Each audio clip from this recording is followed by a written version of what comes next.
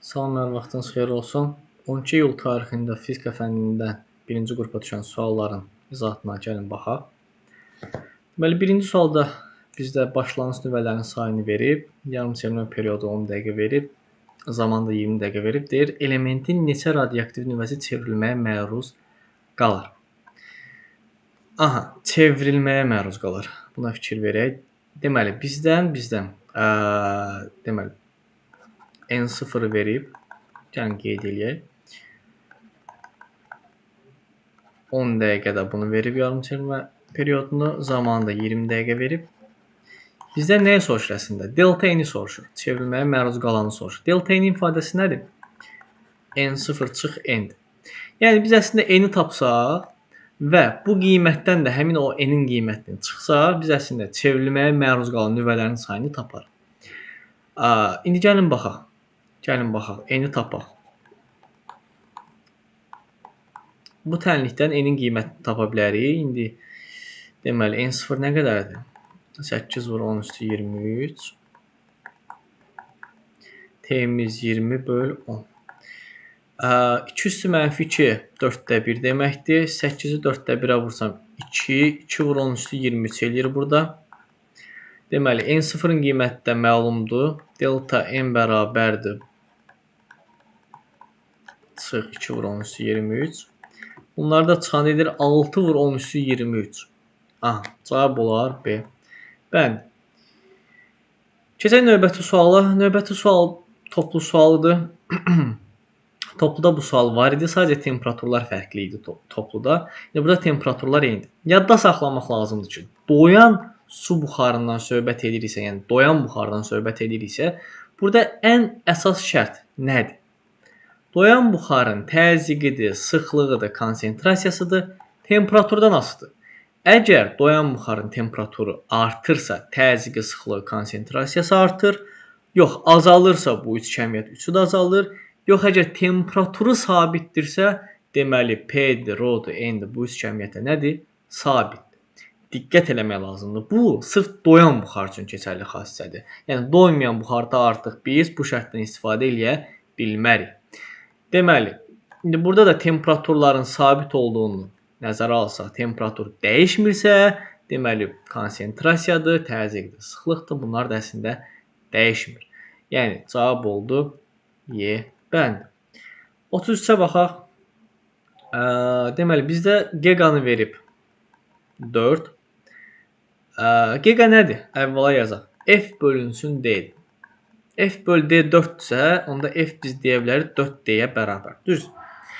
Deyir ki, cisimlə onun xəyalı arasındakı məsafə. Bax, bir var cisim məsafəsi D. Bir var xəyal məsafəsi F. Bir də var ki, cisimlə xəyal arasında olan məsafə, yəni D plus F. D plus F-i bizdən neçə verib? 2,5 metr verir. Aha. Sadə riyazi hesablamalardır. Nə edirik? Əgər F 4D-yə bərabərdirsə, yerini yazarıq. D plus 4D bərabərdir 2,5-ə. Buradan da D bərabərdir 0,5-ə. D-nin qiymətini tapdıq. İndi D-ni tapandan sonra gəlin F-i tapaq görək. F neçədir? 4 vur 0,5, o da edir 2. D məlum, F məlum. İndi bizdən nəyə soruşur? Bizdən nəyə soruşur? Fokus məsafəsini soruşur. Yəni F-i. İndi gəlin baxaq. Bizim nəzil linza üçün belə bir düsturumuz var. 1 bölü F bərabərdir 1 böl D plus 1 böl F. Niyə biz burada toplamadan istifadə elədik? Çünki bizdə həqiqi xəyal deyil və toplayıcı linza deyil. Bu iki şeyi də nəzərə almaq lazımdır. Yəni, çıxmaqla yazmaq olmaz. 1 böl F bərabərdir 1 böl D-miz. D-nin qiyməti nə qədərdir? 0,5 plus 1 böl F nə qədərdir? Tapdıq 2. Hesablasaq 1 böl 0,5 2 deməkdir. Plus 2-də 1. Deməli 2-də 4, 2-də 5. 2-də 5, onda F də bərabərdir. 2-də 5, 2 böl 5. Düzdürmü? 2 böl 5. Bəli. Yəni 0,4 metr. O da eləyir 40 santimetr. Keçdik 4-cü suala. Maddənin bərk haldan birbaşa qaz halına keçmə prosesi bərkdən qaza. Bu adlanır sublimasiya. Sublimasiya. Qaynama məlum məsələdir, ərimə məlum məsələdir, bərkdən mayeyə keçəndə əriyir, qaynama mayədən qazadır, kristallaşma mayədən bərkədir, kondensasiya isə deməli, harda qalmışıq? Kondensasiya isə qaz halından maye halına keçmə prosesidir. İndi bizdə bərkdən qaza dediyinə görə sublimasiya götürməliyik. Desublimasiyadakı qazdan bərkə keçid adlanır. İndi keçək növbəti suala. 35-ci suala baxaq. Bizdən burada nəyi soruşur? Tezliyi və radiusu soruşur. İmpuls. Biz nə yaza bilərik? F bərabərdir QVB. MA bərabərdir QVB yazsaq, sonra nə edə bilərik? Təcilin yerinə V kvadratı böl R yazsaq, V-ləri ixtisarda aparsaq, MV-nin yerinə impuls yazsaq, buradan impulsu tapsaq nə alınır? QRB ifadəsi alınmış olar. Deməli, impuls gördüyümüzə görə radiusu nasıldır? Əgər impuls azalırsa, radius azalır. Tezlik də dəyişmir. Cavab olar, deməli, azalar, dəyişməz. AB. Keçdik digər bir misala. Dəyişən cərəyana aid sualdır. Baxaq görə burada bizdən nəyi soruşur? Deməli, bizdən orta gücü soruşur. Orta gücün ifadəsi U maksimalın kvadratı bölü 2. İndi hesablasaq, maksimal qiymət nədir? Qrafikə baxmalıyıq. Qrafikdən gördüyümüzə görə sıfırdan gərginlik artıb maksimum neçəyə? 200-ə. Yəni bu U maksimalın qiymətidir.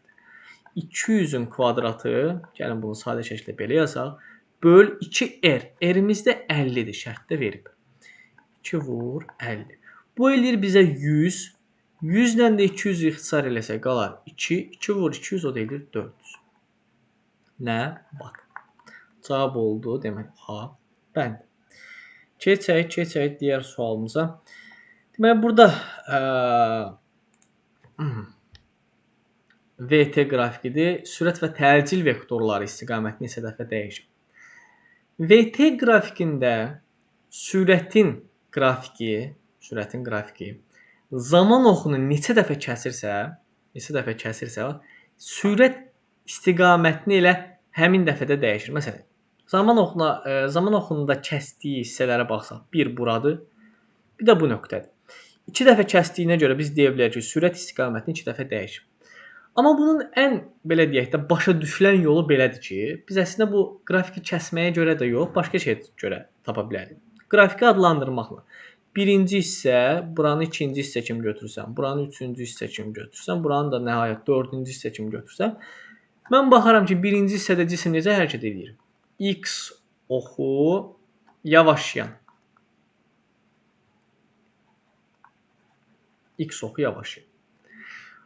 Burada sürətin istiqaməti müsbətdir, təcil mənfidir. Keçdim ikinci hissəyə. İkinci hissədə görürəm ki, cisim sıfırdan, bax sürəti sıfır idi, sıfırdan getdikcə nə edir? Artırır. Sıfırdan ümumiyyətlə uzaqlaşma sürətin artması deməkdir. Düzdürmü? Deməli, onda hərəkət x əksi niyə qrafik aşağıdadır, mənfi hissədədir. X əksi bərabər yeniləşir. Burada sürətimiz mənfidir, təcilimiz də mənfidir. Keçdik üçüncü hissəyə. X oxu əksi yavaşlayandır. X əksi bərabər yavaşlayan. Deməli, x ox əksi olduğuna görə sürət yenə mənfi, yavaşladığına görə təcillə sürət əks istiqamətdə olmalıdır deyə təcil olmalıdır müsbət. Nəhayət gəldik axırıncı hissəyə, dördüncü hissəyə. Bu artıq x oxu bərabər yeniləşəndir. Yəni mən məsləhət bilərdim ki, bunu bu şəkildə yazasınız. Düzdür, imtahanda biraz vaxt aparır. vaxt aparır. Amma konkret olaraq yanılma ehtimalınızı azaldır bu yol. Yəni konkret olaraq siz baxırsınız, təhlil edirsiniz və nəhayət axırda da yekun cavabı yazmış olursunuz. Yəni bu yolla yazsaz heç bir belə deyək də yanlış yola vermiş olmarsınız. Aha. Nəhayət 4-cü hissədə deməli nə dedik? Biz x oxu bərabər y-in nişan. Deməli sürətdə müsbətdir, təcildə müsbətdir. İndi gəlin baxaq sürətlərin neçə dəfə dəyişdiyinə. Müsbətdən mənfiyə gəldi, bir dəfə dəyişdi. Mənfidən də müsbətə təzədən qayıtdı, yenə bir dəfə dəyişdi. Deməli sürət ümumilikdə istiqamətini 2 dəfə dəyişmiş oldu. Gəlin baxaq təcilin istiqamətini dəyişməsin. Mənfidən mənfiyə dəyişməyib, amma mənfidən müsbətə gəlib burada bir dəfə nağdı dəyişdi. Müsbətdən yenə müsbətə gəlib dəyişməyib. Yəni ümumilikdə baxsaq, təcil istiqaməti bir dəfə dəyişmiş oldu. Sürət 2, təcil 1. Cavab oldu A bənd. Keçdik 38-ə. Y bərabərdir VBL sinus alfa düsturuna görə sinusun da perpendikulyardır deyə 1 eləyir. Yazmıram artıq. Y ilə V düz mütənasib asılıdır. Əgər Y zamana görə sabitdirsə, dəyişmirsə, onda sürət də dəyişməməlidir. Cavab oldu Y. Bənd. 39 rahat suallardan biri. Etanın ifadəsini yazsaq, A faydalı bölünsün A tamdır. Yəni eta faydalı işlə düz, tam işlə tərs asılıdır bir növ. Bu düstura əsasən.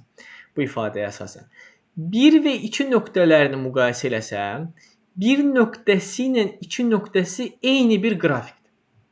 Koordinat başlanğıcından keçən eyni bir qrafik üzərində götürülən bütün nöqtələrdə eta əgər bölmədirsə, nisbətdirsə, belə deyək də, qiymət bərabərdir. Yəni, bu qiymətlər olsaydı əgər, yerində yazılsaydı, bu qiymət bu qiymətə bölsəydi, hər iki nöqtə üçün də eyni bir kəmiyyət, eyni bir belə deyək də, rəqəm almış olardı. Düzdürmü? Ona belə çıxır ki, bir düz xətt üzərində, bir qrafikdə götürülən bütün nöqtələrdə, yəni koordinat başlanğıcından keçirsə də, yəni təbii ki, biz deyə bilərik ki, qiymətlər bərabərdir. Yəni, bir nöqtəsi üçün etanın qiyməti nədirsə, 2 nöqtəsi üçün də etanın qiyməti odur. Lakin 1 ilə 3-ü müqayisə eləsək, biz görürük ki, A faydalı sabitdir. Bu konstantdır. Yəni, bir nöqtəsində faydalı iş nədirsə, elə 3 nöqtəsində də ona bərabərdir. Lakin tam iş nə edir? Artır. Onda belə deyə bilərik ki, eta da tam işin artmasına görə azalmalıdır. Yəni 3 nöqtəsinə sağa doğru getdikcə eta azalır. 3 nöqtəsi onda nə olur? Kiçilmiş olur. Kiçikdir 1-dən. Cavab oldu D. Bəli. 40-cı sual. Maqnit sahəsinin enerjisi Fi/2-dir. Hesablasaq 20 vur 1/5/2 o da eləyir 15. D bəndi. 41-ci sual. Yenə rahat suallardan biri. A nöqtəsində kübrin yaratdığı intensivlik Y-dir. Gəlin yazaq. Y nədir ümumiyyətlə? Kübir yükünün A nöqtəsindən məsafəsi R-dir, yükü də Q-dür. Onda nə olar? K2 böl R kvadrat olmuş olar Y-nin qiyməti. K2 böl R kvadrat. İndi Q2 yükü A nöqtəsindən yenə eyni qədər R qədər məsafədədir. Amma yükü birincisindən 5 dəfə böyükdür. Moduldadır təbii ki. Yəni bu mənfi müsbətə baxmır. Moduldadır. Yükü birincisindən 5 dəfə böyükdür. Yükü birincisindən 5 dəfə böyükdürsə, onda belə çıxır ki, məsafənin sabit qiymətində intensivliyi də birincisindən 5 dəfə böyük olmalıdır. Yəni ikincinin intensivliyi elə 5y-yə bərabərdir. Bunu təyin elədik. İndi bizdən nəyə soruşur?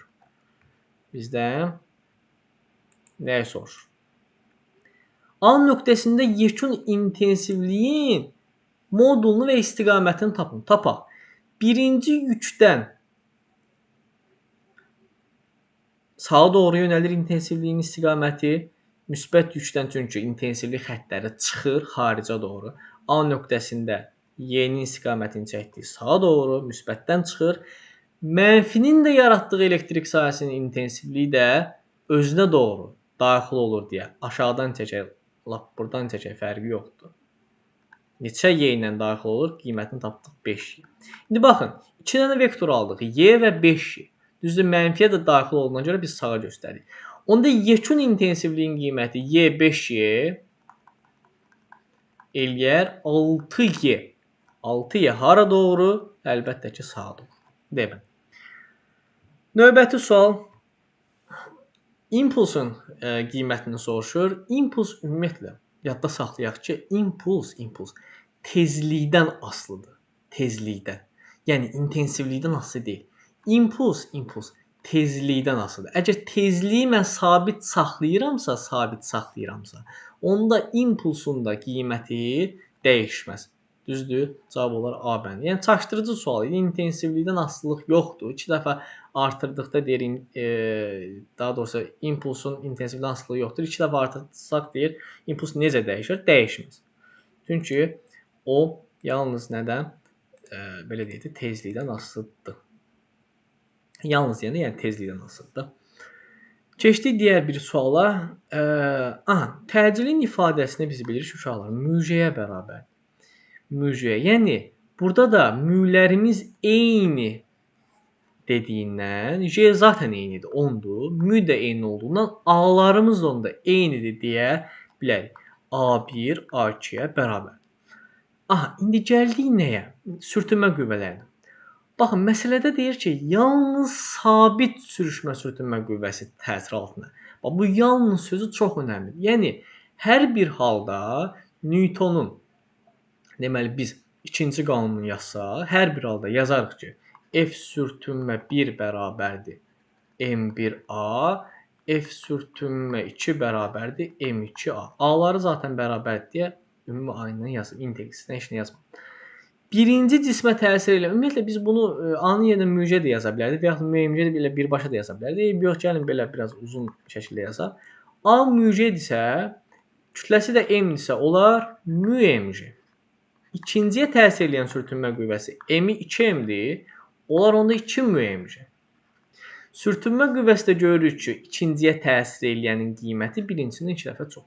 Yəni cavab olar C bənd. Keçdik digər suala. 44-cü sual. Deməli, radio qəbul edicinin sxem vermiş AB hissəsində hansı dövr elementi birləşməlidir? Deməli, burada AB hissəsi hamarlaşma hissədir. Hamarlaşma hissəyə uyğundur. Və burada da biz bilməliyik ki, kondensator həmin hissəyə birləşdirilir. Kondensator. Yəni cavab oldu, getdi özünü. Cavab oldu, yəni burada da C bənd. Hamarlaşma hissəyə uyğun olaraq. 45 digər bir sual. Rahat sualdır. Sürət deməli nədən asılıdır? Diskdə, radiusdan asılıdır. Radiusumuz artdıqca sürətin də qiyməti artır. Mən görürəm ki, 1 və 2 nöqtələrin mərkəzdən eyni qədər məsafədə yerləşdiyindən radius sabitdir, deməli xətti sürətdə sabitdir. 1-2-yə bərabər. Lakin 3 nöqtəsinin mərkəzi olan məsafəsi böyük olduğundan 3 nöqtəsinin sürəti digərlərindən böyük olmalıdır. Yəni cavab oldu A. Bənd. Keçdik 46-cı digər bir suala. Deməli, bizdən nəyi soruşur? YK-nın V-dən asılı qrafikini soruşur. Daxili enerji temperaturu xarakterizə edən cəmiyyət. Temperatur bu qrafikdən daxili enerji sabitsə, deyə bilərik ki, onda temperatur da sabitdir. Temperatur sabitsə, kinetik enerji sabitdir. Cavab olar ya B, ya da D. Hər iki halda kinetik enerji sabit. İndi gəlin baxaq görə həcm nə olur? Təzyiq nə olur? Artır. Təzyiq artırsa, onda belə çıxır ki, həcm nə olmalıdır? Azalmalıdır. Tərs mütənasibasıdır. Ona görə cavab olar D. Bənd. Bərk cismin vakuumdakı çəkisi 2,8 Newton, suya tam batmış halda çəkisi 2,4. Cismin sıxlığını hesablayın. Biz bilməliyik ki, cismin maydakı çəkisi onun havadakı çəkisindən Arximed qüvvəsi qədər azdır. Arximed qüvvəsini açsaq, Rho mayı vur J, vur V batan. Həcm nədir? Kütlə bölünsün sıxlıqdır. Yazsaq. Çünki bizdən nəyə soruşur? Sıxlığı soruşur cism. Kütlə bölün. Sıxlıq. İndi gəlin hər bir kəmiyyətin yerinə qiyməti yazaq, hesablayaq. P mayemiz maydakı çəkisi deyil 2,4. Bərabərdir. Havadakı çəkisi bu qədərdir. 10 üstü 3 vur 10, 10 üstü 4 vur. Kütləmiz bilinmir. Aha, kütləni necə tapar? Biz bilməliyik ki, cismin vakuumdakı çəkisi 2,8-dirsə, bunun kütləsi nə qədərdir? Biz bunu bilməliyik. Yəni, cismin vakuumdakı çəkisi 2,8-dir. Onda kütləsi nədir? 2,8 böl 10, 0,28. Yazsaq, böl rho cisim. Deməli, 0,4 bərabərdir. 0,4 bərabərdir. Belə yazaq da. 28 vur 10 üstü 2 böl rho cisim. Rho cisim də bərabərdir. 28 vur 10 üstü 3 böl 4 kimi yazaq. Deməli, 2-yə bölsək 2, 2-yə bölsək 14, 4-ə də bilərdik. Amma nəysə, 2-yə bölsək 1, 2-yə bölsək 7. Elə birbaşa 4-ə də bölə bilərdik. Biraz uzatdıq işimizi. 7 vur 10 üstü 3. Yəni 7000. Cavab eləyər B. Bənd. 48. Joule vur 10 böl saniyəni bizdən soruşur. İfadəsi nəyə bərabərdir? Joule işin vahididir. İşin də düsturu A bərabərdir QU. Yəni kulon vurulsun, volt vur 10 böl saniyə şəklində yaza bilərik. Deməli, kulon atsaq, amper vur saniyə şəklində. 2 saniyələr ixtisarda getsin. Amperdə cəryan şiddətidir. Cəryan şiddəti nədir? U böl R. Yəni 1 amper volt böl ohma bərabər. Yazsaq yerinə. Volt böl ohm vur volt vur ohm. Kəsri çəkməyə ehtiyacı yox idi, nəysə. Ohmlar ixtisarda getsə, volt kvadratından da kök nə çıxır? Volt. Cavab eləyər elektrik gərginliyi. Yəni C bənd. 49-da Q bərabərdir SU. Senin də yerinə epsilon 0 S böl D yazsaq, Q ilə S düz mütənasib asılı. Yəni cavab olar B. Bənd. 50. Bu ifadə biz bilməliyik ki, təcilin qiymətidir, düsturudur. Cavab olar B bəndi. Çünki çevrədən də bizə bu düstur tanışdır. 4pi kvadratı N kvadratı R. N'in yerində nü dayanıb, R'in də yerində məsafədir. Məsafənin də yerinə koordinat dayanıb. İndi biz əslində bunu bu cür də tapa bilərik. Yəni düstur bizə tanış olmalı idi. Baxan kimi ilk başda bilməliyik. Bilməsək belə biz bunu vahidlə də işləyib tapa bilərik. 4pi kvadratı ədəddir. Ədədin vahidi olmur. Bunu nəzərdən çıxarsaq, nü nədir? 1 böl saniyə. Nü kvadratı nədir onda? 1 böl saniyənin kvadratı. Vur. XM nədir? Adi məsafədir, yəni metr. Metr böl saniyə kvadratı nəyin vahiddir? Əlbəttə ki, təcilin vahidi. Cavab olar B bənd. Keçdik digər bir suala. Deməli, kütləni bizə verib 3 kiloqram, ağırlığını nağdı seçək 30 Newton aşağıya, bunun ağırlıq qüvvəsi 20 Newton aşağıya, ipdə bir gəlmə qüvvəsi yaranır yuxarıya doğru. Aha, reaksiya qüvvəsinin qiymətini soruşur. Necə eləyər? Bax, adi Lincin adi suallarından biridir. Yəni ən bəsit suallarından biridir.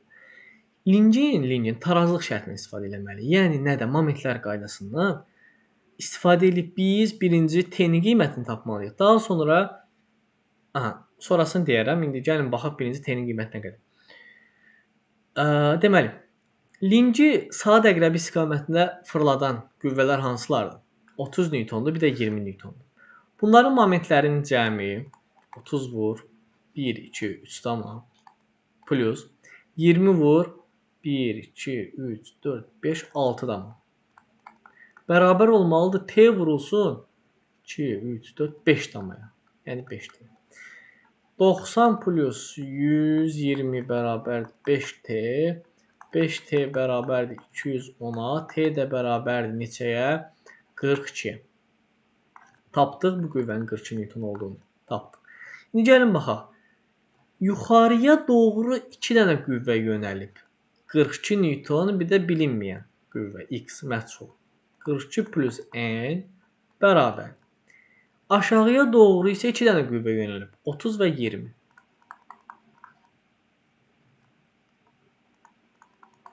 Newton qanunlarından biz bilirik ki, sistem tarazlıqdadırsa, onda bunu yuxarıya doğru belə deyək də, təsir edən qüvvələrin cəmi aşağıya doğru təsir edən qüvvələrin cəminə bərabər olmalıdır ki, sistem nə olsun, tarazlıqda qalsın. Ona deməli, dayanıqlı reaksiya qüvvəsi də 800 Newton olmalıdır.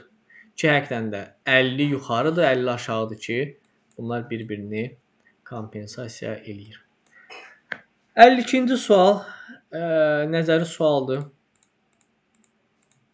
Nəzəri sualdır. Buradan qələmimizi seçə bilsək. Deməli, yarımkeçirici kristalda sərbəst elektronların sayını artırır. Elektronların sayını artırır. Bu olur donur aşkara.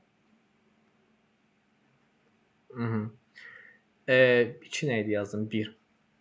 Yarımkeçirici kristalda deşiklərin sayının elektronların sayının çox olmasını təmin edir. Akseptor aşkarlar. P-tip yarımkeçiricinin yaranmasına səbəb olub. Yenə akseptor aşkarlar. N-tip yarımkeçiricinin yaranmasına səbəb olur. Donur aşkarlar. Yarımkeçirici kristalın elektrik müqavimətini azaldır hər ikisi. 2, 3, 5, 1, 4. 2, 3, 5, 1, Y bənd. 53-ə baxaq. 53 maraqlı sualdır. Qəşəng sualdır. Rahat sualdır. Biraz amma belə deyək də, yolu biraz nisbətən, çox yox, nisbətən uzun. Yəni burada biz nəyi bilməliyik? Bu hər iki qrafikdən istifadə edib birinci M1 və M2, yəni hər iki cismin kütləsini tapmalıyıq. Sonra bu kütlələri bu düsturda yerinə yazıb ümumi kütləni tapıb qüvvənin də qiymətini 90 verdiyini bilərək təcili tapmalıyıq. Yəni budur. Sadəcə budur. Əslində çox da, yəni başa düşülməyə rahat sualdır. Sadəcə biraz belə deyək də, vaxt aparan sualdır. Birinci neyini? M1-i tapaq. 12 bölünsün F bölü adda düstur. 12 böl birincinin təcili 6. Eləyir 2. İkincinin kütləsini tapaq. 12 böl 12. İkincinin təcili də 12. O da eləyir 1. Kütlələri tapdıq 2 ilə 1. İndi yerinə yazaq. M bərabərdir 2 vur M1 plus 5 vur M2. Yəni 4 plus 5 o da eləyir 9. Kütləni tapdıq 9. Qüvvənin də qiymətini 90 verib. Bizdən nəyə soruşur? Təcili. A bərabərdir F böl M. 90 böl 9 o da eləyir 10. Cavab olar 10 metr böl saniyə kaldı. 54 yenə rahat suallardan biridir. Biz bilirik ki, cəryanlı naqilin sağ ivli burğu qaydasına görə və yaxud sağ əl qaydasına görə təyin eləsək, biz onun sol tərəfinin həmişə nöqtə, sağ tərəfinin isə həmişə x olduğunu bilək. Təbii ki, biz bunu sağ əl qaydasına görə bilirik. Baş barmağı i istiqamətində tutarıq. Bükülmüş 4 barmağın istiqaməti isə B induksiya vektorunun istiqamətini bildirilmiş olar. Deməli, belə çıxır ki, L nöqtəsində induksiya vektoru bizdən şəkil müstəvisinə doğru yönəlir. L nöqtəsində bizdən şəkil müstəvisinə doğru yönəlir. 1 doğrudur, 2 səhvdir ona görə. M nöqtəsində isə şəkildən bizə doğru yönəlir. Şəkil müstəvisinə bizə doğru yönəlib. Cavab olar 1, 4. Bunu da bildik. Keçdik digər bir sual. Yenə rahat suallardan biridir. Deməli, D sinus alfa bərabərdir K lambdadır ifadə. Maksimal tərtibi deyirsə, sinus alfada maksimal qiymət almalıdır. Yəni 1. Onda D bərabərdir K lambda. D-nin də yerinə L böl N bərabərdir K lambda. İndi yerinə yazsaq, asanlıqla tapa bilərik. Aha, lambda nədir? Lambda nədir? Lambda. Deməli, lambda S böl nüdür. S böl nüdür. Yerinə yazsaq, elimiz deməli 1 millimetrdir. 10 üstü mənfi 3, 500 bərabərdir. K vur lambdada S bölünüdür. S-nin qiyməti 3 vur 10 üstü 8. Deməli, n-ün qiyməti nə qədər? 4,5 vur 10 üstü 14. Burada qalar 6. 6. Bu 2 sıfırla buradakı 2 sıfır getsə qalar 4 sıfır. 10 üstündə 3 düşər məxrəcə. Bununla da bu gedər. Burada qalar bir dənə 10. Deməli, nə qaldı? Bir dənə yazaq. 1 böl 5 bərabərdir 3K bölünsün 45. Düzdürmü? 4,5 vur 10. 5 ilə də 45 gedər. Qalar burada 9. 9 ilə də 3 gedər. Qalar 3. Deməli, K bölü 3 1-dirsə, K da deməli 3-dür. Tapdıq 3. Keçdik digər bir suala. Kütlə verilib, sürət verilib, radius verilib. Bu qədər müddətdə deyir impulsun dəyişməsini hesab edin. Biz əvvəla periodu tapmalıyıq. Period bərabərdir 2πr bölünsün v. 2 vur, 3 vur, r vur. Deməli 1, v-nin qiyməti nə qədər? 6. 6 bölü 6 o da eləyir 1. Period 1 saniyədir. 1 saniyədir. Bizdən isə 0-dan %25 saniyə deyir. Bu da periodun neçə hissəsidir? 4də 1 hissəsi deyilmi? 0-dan %25-dir. Periodun 4də 1-i deməkdir. Biz də bilməliyik ki, periodun 4də 1-ində impulsun dəyişməsi nəyə bərabərdir? Kök altında 2 mv-yə. Artıq biz qiymətləri yerinə yazıb hesablaya bilərik. 1,4 vur. Kütləmiz 0,5. Sürətimiz də nə qədərdir? 6. Deməli, bu eləyir 3. 3 vur 1,4 eləyir 4,2. Cavab oldu 4,2. Deməli, 57-yə baxaq. Yer səthindən şaquli yuxarı atılmış. Şaquli yuxarı atılmış. Cismin maksimal hündürlüyə qalxana qədər onun deməli cisim şaquli yuxarı atılırsa, sürəti getdikcə azalmalıdır. 2-yə getdiyi A. Təcili dəyişmir. Çünki havanın müqavimət qüvvəsi nəzərə alınmır və ağırlıq qüvvəsinin sabit olduğunu biz qəbul edirik. Əgər burada biz cismi yuxarıya doğru müəyyən bir sürət verib atırıqsa, burada ağırlıq qüvvəsinin təsiri altında hərəkət edir. Düzdür? Ağırlıq qüvvəsi yəni ona təsir edir, belə deyək də. Ağırlıq qüvvəsi sabit qaldığına görə bu yalnız normal, sabit təcillə yuxarıya qalxmış olur. Yəni bərabər təcillə hərəkət etmiş olur bir-birinə. Ona görə də təcili dəyişmir bunu. Deməli 3-ə getdi B. Yer səthinə nəzərən potensial enerjisi. Əgər bu yuxarıya doğru atılırsa, bunun yerdən olan məsafəsi, hündürlüyü artır. Düzdür? Hündürlüyü artırsa, MCH-a görə potensial enerji nədir? Artmalıdır. Deməli, 1-ə getdi C. Tam mexaniki enerji dəyişmir. Kinetik enerjidə sürət getdikcə azalıb, ən axırda bu dayandığına görə kinetik enerjisi getdikcə yəni azalır bunu, sıfıra doğru yaxınlaşır. Yəni ona görə də kinetik enerji nə olur? 2-yə doğru getmiş olur. Cavab oldu C, A, G, B-dir. Getdik digər bir suala. 58. İntensivlik müsbətdən mənfiyə doğrudur. Müsbətdən mənfiyə doğrudur. Müsbət yüklü sahənin əksi istiqamətində. Burada iki dənə məqama fikir verməliyik. Birinci nəyə fikir verməliyik? A bərabərdir F böl M. F də Q-yedir. Q-ye bölünsün M-ə. Təcil intensivliyinin düz mütənasibasıdır. Fikir veririk ki, həmin bu elektrostatik sahə bir cins sahə deyil. Bir cins sahə deyil. Qeyri-bir cins sahədir. Yəni bunun başlanğıc tərəfi ki var, bu hissələr ki var, bu hissələrdə Y-nin qiyməti böyükdür. Y-nin qiyməti böyükdür. İntensivliyin qiyməti böyükdür. Düzdür? Əgər bu kiçikdən getdikcə seyrəkləşir bu, intensivlik sağa doğru getdikcə azalır. Kiçikdən böyüyə, yəni sıx yerə gəlibsə, sahənin sıx yerinə gəlibsə, intensivliyin qiyməti artır. İntensivliyi artıbsa, onda deməli təcil artan təcillidir. Bax, birinci nəticəni biz çıxardıq. Birinci nəticəyə görə yük artan təcillə hərəkət edir. Artan təcil. İndi yavaşlayır, yeniləşir, ona bax. Müsbət yük sahənin əksi istiqamətində necə hərəkət edir? Yavaşan hərəkət edir. Ona görə cavab olur artan təcilli yavaşıyan. Bu da belə. Keçdik. Digər bir suala, 59-cu sual. Cismin tam mexaniki enerjisini hesablayın.